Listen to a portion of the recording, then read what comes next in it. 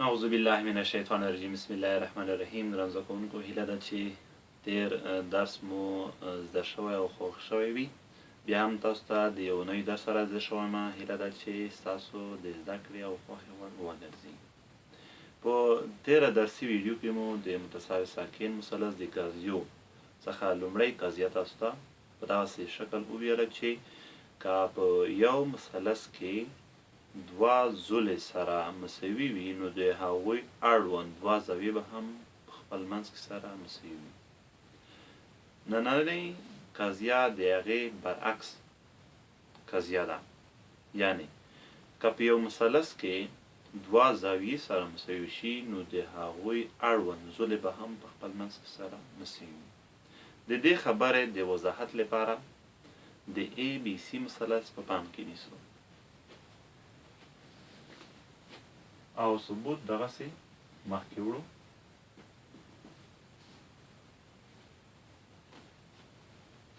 لومړی د A راڅخه پر BC زوله باندې یو ناصف الزاویه رسم کوو او د BC زول سره د تقاطع ټکي ته یې D وایو.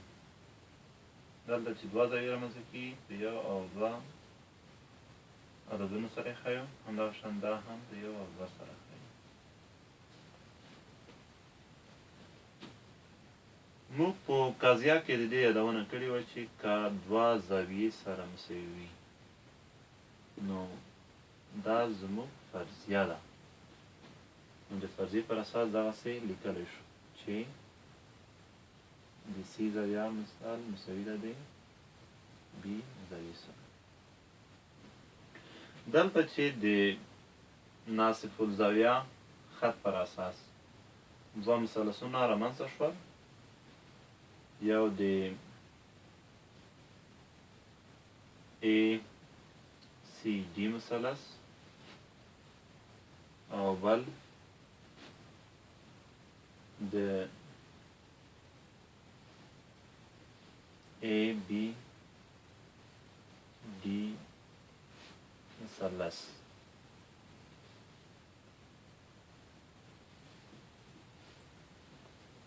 په دغه دوه مثلثونو کې موږ دغسې لیکلی شو چې A یو زاویه مساوي ده د A دوه زاویې سره، ځکه چې ناصف الزاویه خط دغه زاویه نیمه کړې ده.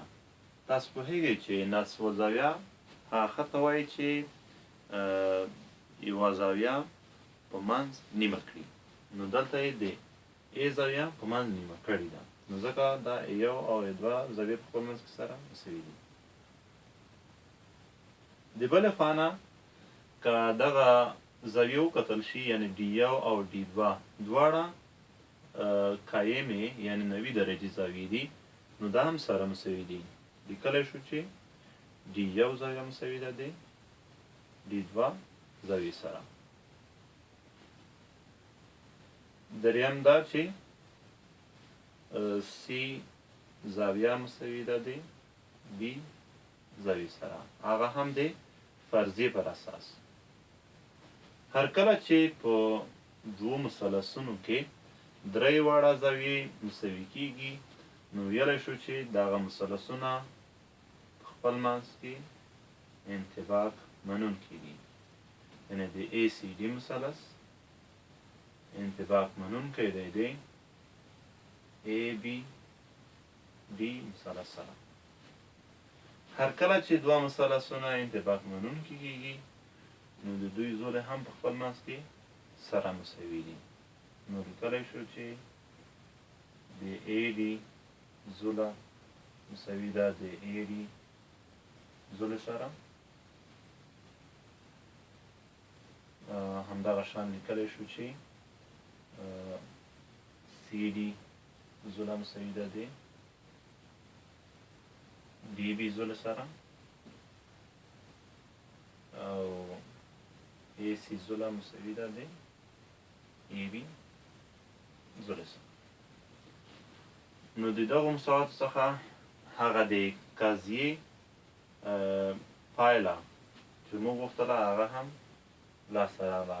هغه پخپله دلته لیدل کېږي چې د اے سی زوله چې د سی زاویې مربوط کېږي مساوي ده د بي زاویې اړوند زوله چې ای بي نومیږي،